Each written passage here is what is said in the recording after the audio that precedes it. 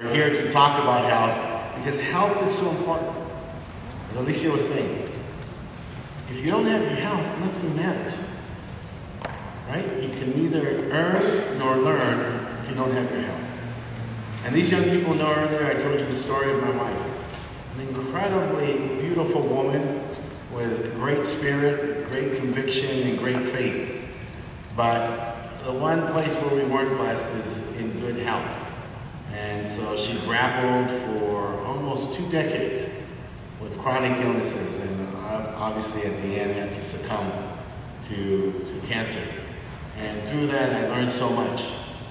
And I learned the importance of health care and your personal health, your personal choices, but also I learned about the choices we make for the public. I learned that the first time she got cancer, we didn't have insurance, because my insurance didn't stay with me when I left my job. And even though I was already a public figure, and even though I had worked very diligently to save the healthcare system, when my wife got cancer, we didn't have insurance.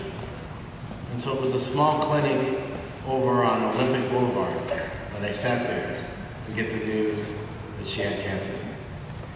And then we had to scramble with friends who were doctors, other friends who were resourceful, to bring together the resources to address her concern. And so I know what the fear is when somebody comes and says, you know, you've got cancer. And then to think about my situation, thinking my wife has cancer and we don't have insurance.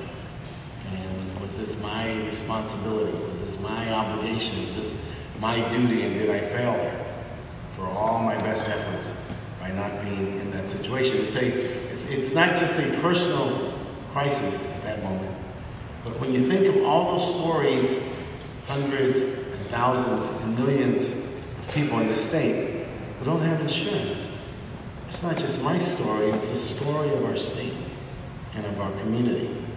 It's the story of our leadership or lack of leadership, our failure to make sure that every person should have access to quality health care.